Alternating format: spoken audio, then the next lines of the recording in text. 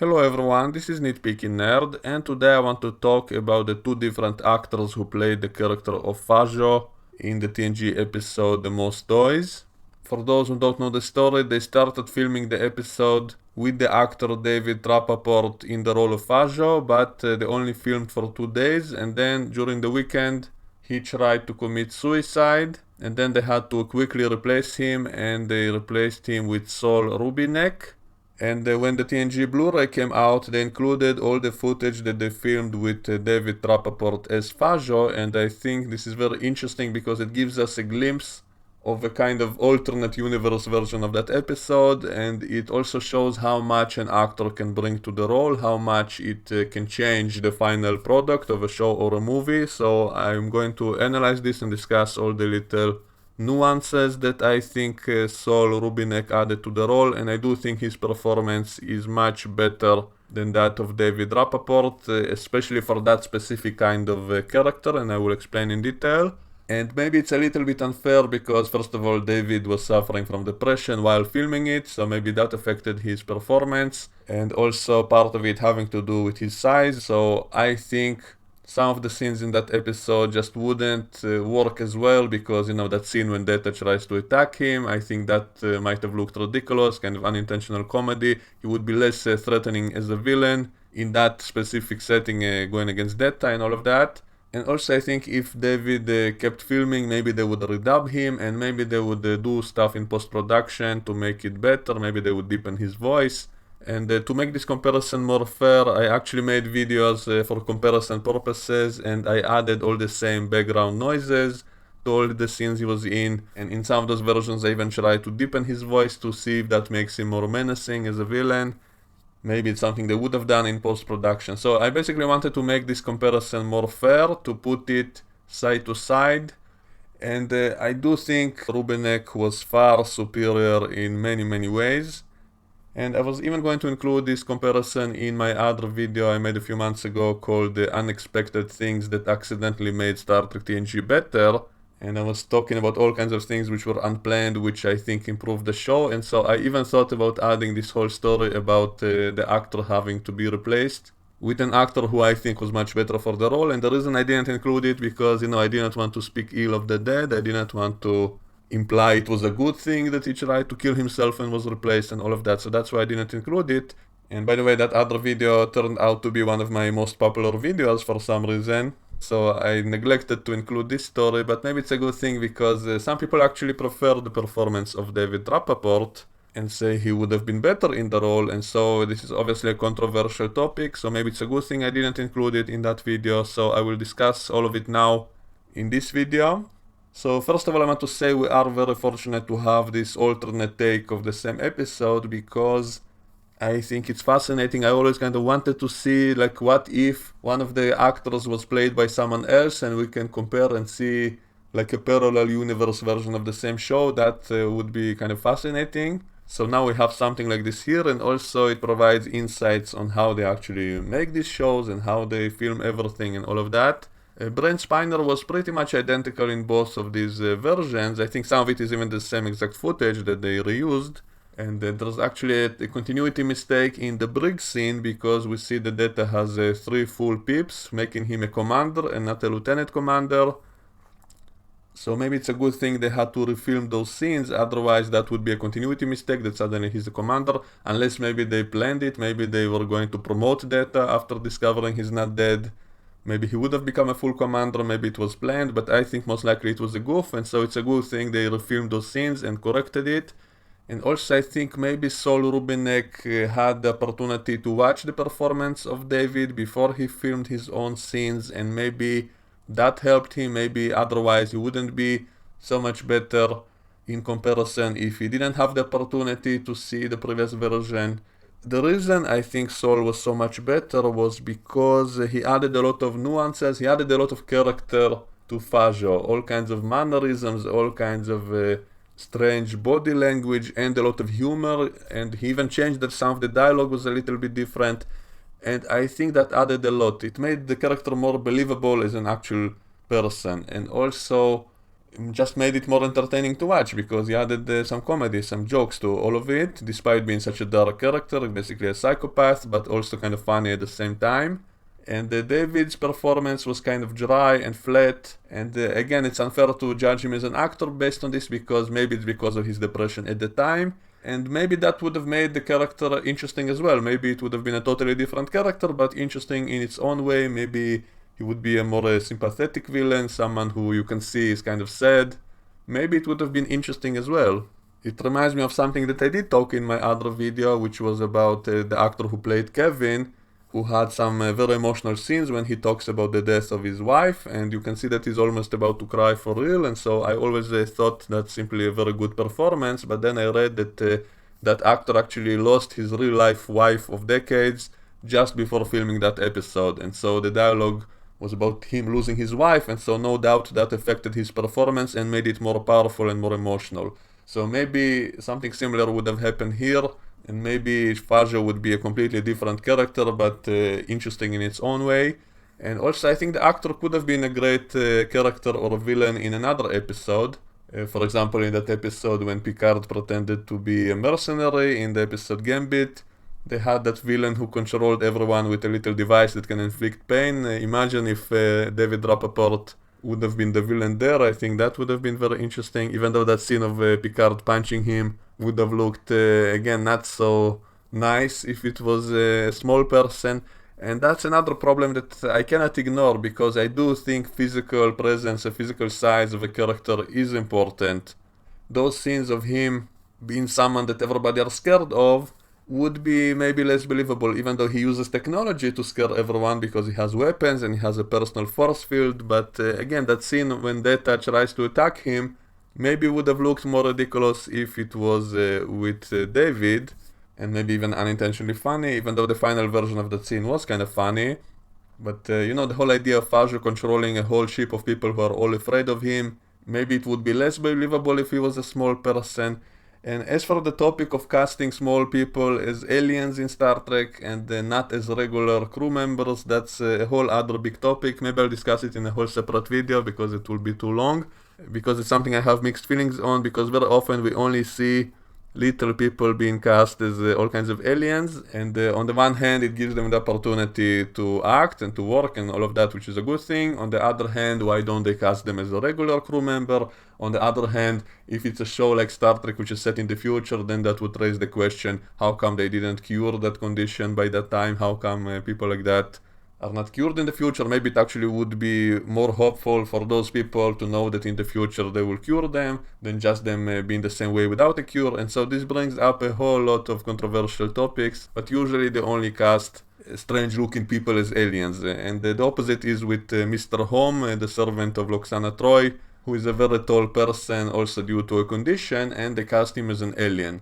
And technically I think it's a good thing, aliens should be more diverse, and so if they can use people with strange physical features to enhance the looks of the aliens, that's a good thing, and it gives jobs to these people who maybe otherwise simply would not get a job, and so everybody should be happy. But anyway, this is a whole separate topic, but I do think Fajo and Data being more equal in size worked better in the final episode, because otherwise if it was a little person it would kind of distract from the drama of the episode, which was very brilliantly written, by the way. I think it's one of the best Data episodes, putting him in such a moral dilemma of how to get out of that situation. I think it was brilliant. But if Fajo was less physically imposing, maybe that would make Data look bad, because they couldn't find some other way to defeat him. So I think David Rappaport could have been an excellent villain in some other episode, but not so much in this one. I think having a regular sized person was a better idea. But the most important thing is that Saul simply added so much to the role which was not even in the script. A lot of humor, he kind of became a more three-dimensional character. There was even that short bit of his backstory when he suddenly started telling Data about his sad childhood, and he actually cried. You can see his tears, especially in the Blu-ray, you can see it well. He actually cries when he talks about that, but then totally dismisses that story and says it was a lie. But then how and why did he cry just now? And all those nuances, all his hand waves, the way he speaks, the way he kind of laughs at everything, makes him a much more eccentric character. And if you think about it, that actually fits the role of Fajo, because Fajo is a collector of rare things. He's basically a spoiled brat of a person. He's someone rich who only cares about how much possessions he has, and he likes to show off to his friends how much unique objects he possesses and all of that. So that kind of character would be someone who is a little bit eccentric and who has showmanship and stuff like that. So the way Saul made that character kind of strange and quirky and all of that, I think fits much better that specific kind of character. While David Rappaport was kind of a more straight-faced villain, kind of pure evil, without all those nuances, without that comedy. So would someone like that even care about art? Would he care about showing him off to other people if he's so cold-blooded and straight-faced villain? So I think it just doesn't fit that specific role, as well as Saul made that character more eccentric and all of that. So that's why I think Saul Rubinek was much better for that role. And so I don't want to say it was a good thing they replaced him, because that would mean I'm happy that David Rappaport was depressed and wanted to kill himself, and so that's why I didn't include this story in my other video. But I do think it's simply so interesting that I had to discuss it. And I mean, no offense to David, of course, and as I say, it would have been great to have him as an alien villain or just any kind of character in some other episode. But for the role of Fajo, I think what we ended up having was the more interesting version. And even Brent Spiner, maybe because he had to play those scenes a second time, maybe it also added something to his performance. I think especially in the brick scene, in the final version of it, you can see that Data is kind of almost smirking, like, this was such a brilliant Data episode. It really developed his character, because we could finally see that he's not just an android, that he can decide to do things beyond his programming. This was a situation that no one could anticipate. He has to choose between his freedom and killing someone, and technically that someone deserves to die, in my opinion, because we can see that he kills other people, he enslaves other people, and he has no problem with it, even though that's also something I think Saul maybe added to the role. I don't know if it was in the script, but after he killed Varya to punish Data, you can see that he is kind of shocked at himself. You can see that he throws away that weapon and he looks scared and shocked by his own actions, even though a few seconds later he immediately is fine again. But I think that did add some kind of humanity to him. It shows that he's not fully evil, that he is shocked by violence that he himself committed, and so he's not pure evil, he's not pure sadistic, and so that added some depth as well. And another sign of the actor being so brilliant in that role, adding so much stuff that probably wasn't even in the script. And as for that, I think it was brilliant how they put him in such a circumstance that he has to basically choose the lesser evil, and decides to shoot him because that was the only way to stop all of this, because he had that force field and maybe there was no other way to stop him but to shoot him with this deadly weapon, which had no other setting except the deadly setting, so that literally had no other choice. And sometimes I thought, the episode wasn't courageous enough, because maybe they should have actually had him kill Fajo and go all the way with that decision, and then that would have been the first time Data kills, instead of some random Borg drone that he killed later. And it would be nice to have some consequences of things happening. On the other hand, then we wouldn't have the brick scene, which I think was also very crucial and important scene, because we can see that Fajo realized that Data was not just a robot. He realized that he actually is a person with free will, and he thinks Data came to gloat over him, and yet Data tells him he does not feel anything. But we can see in the final version kind of a small nuanced, not a smile, but maybe like the beginning of a smile, that Data is kind of pleased that Fajo was punished, and that again adds so much humanity to the character of Data, and something that Brent Spiner did a lot, and he doesn't want to take credit for it. Whenever he talks about that in interviews and in conventions, he says the audience projects their own feelings on Data, that he actually played it totally straight. But I do think in a lot of episodes we do see like that tiny glimpse of like a beginning of a smile or something, and then we can see that Data actually has some kind of little bit of emotion inside him hidden, and so that adds so much depth to that character. And it's something that was missing in the original version of the brick scene with David Rappaport, which also had that little goof of the 3 pips, which was a mistake which maybe they wouldn't have fixed. And Data did play it totally straight without any sign of any kind of emotion, and even though it fits Data, I think that also lacks something. So I much prefer the final version, in which we do see like the tiny little, almost invisible smirk on Data's face when he confronts Fajo and tells him, I'm just an android, I don't feel anything, but we can see that that's not totally true, that maybe there is something more. And so the end result, the final episode as we got it, I think was absolutely brilliant, and so I wouldn't change anything about it. And so no offense to Rappaport and to his fans, but I do think Rubinek was far better for that specific role of Fajo as an eccentric collector, in my opinion. And I say this only after closely examining both versions of those scenes and after making everything I could to make the comparison more fair, to add all the same special effects and same sounds in the background, and even trying to deepen the voice of Rappaport to see if it will make him more menacing. But I still think Rubinek's performance was simply more entertaining and more interesting and more complex, even funny, which kind of balances out what would have been a very creepy and scary character if it was totally evil character.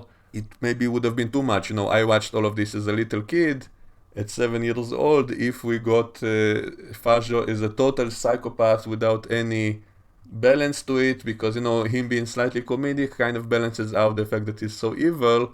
So maybe it was a good thing for people watching and made it less creepy, basically. So it would have been interesting to see that other version of Fajo in a full episode. It's too bad we don't have more footage, but I do think in the end of the day, Rubinek's performance was better for that specific role.